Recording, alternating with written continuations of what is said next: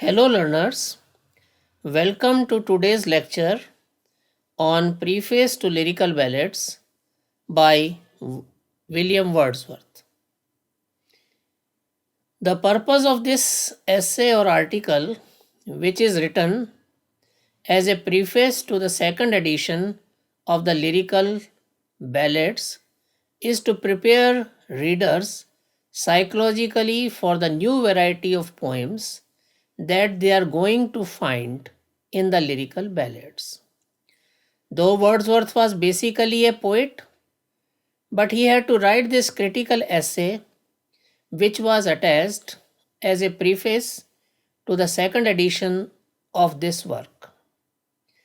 Since lyrical ballads were the foundation of Romanticism that was begun by Wordsworth and Coleridge in 1798, so Wordsworth decided to write this epic so as to prepare readers psychologically for new variety of poems that will be found by the readers in this work.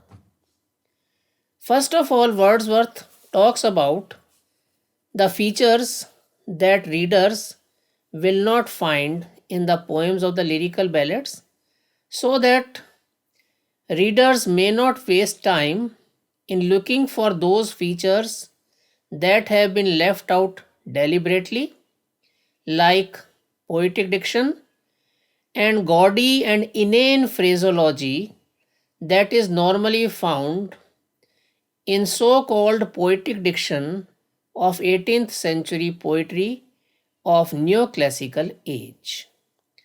As these poems were radically different from conventional poetry, so Wordsworth felt that it is his duty to introduce his theory of poetry to the readers before they start reading these poems in the lyrical ballads. The features mentioned by Wordsworth in the poems included in the lyrical ballads is first of all humble and rustic life. While the poetry of neoclassical age talks about urban and civilized society of elite class, Wordsworth has chosen simple and rustic and rural life. And he gives reasons for that also. He has chosen incidents and situations from common life because in common and rural life, feelings are freely and frankly expressed in this type of surroundings. As feelings are more simple in rustic life, so they are expressed more accurately and more forcefully.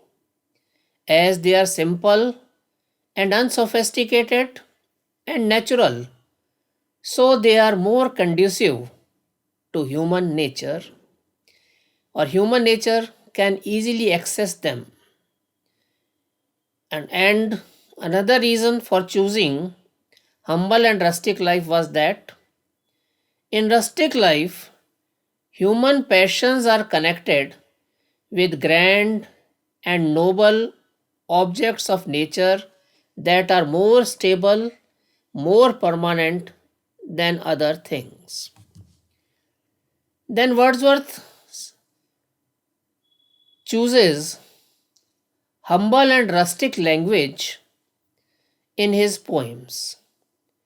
He describes humble and rustic events and episodes in an equally humble and rustic language because in these poems, poets' aim is to choose incidents and situations from common life and to describe them as far as possible in a selection of language really used by common men after throwing a color of imagination and purifying it from all the coarse and disgusting elements.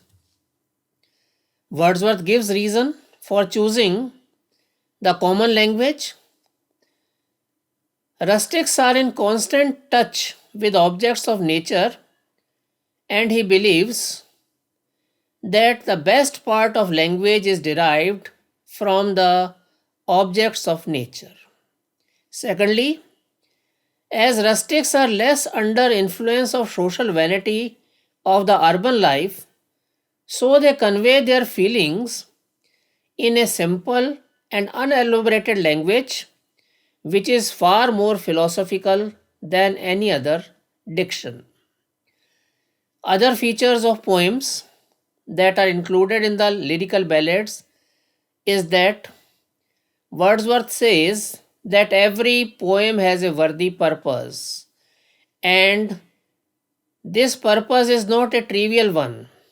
And Wordsworth even says that if somebody proves that any of his poem does not have a purpose, then he is even ready to give up writing the poetry.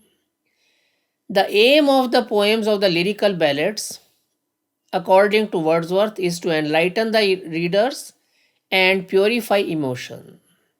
The second feature of these poems is that feelings and emotions are given more importance than action and situation. Wordsworth also gives the qualifications of a good poet.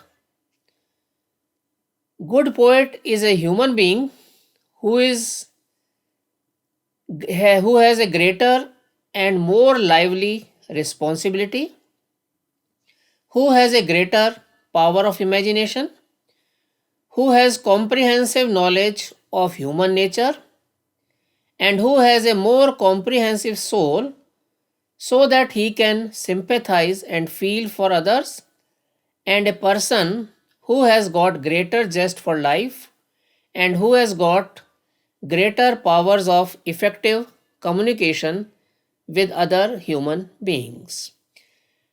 Wordsworth also gives the features of the good poetry, and he says that what are the features of a good poet are also the features of good poetry. Thanks and have a nice day. Before we wind up, I am going to give you an assignment. The first question is, describe Wordsworth's features of poems included in the lyrical ballads.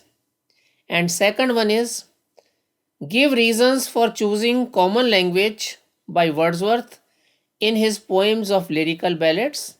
You can give me your responses, opinions, and answers on my WhatsApp number 93141 Thank you very much for listening to my lecture. Thanks and have a nice day.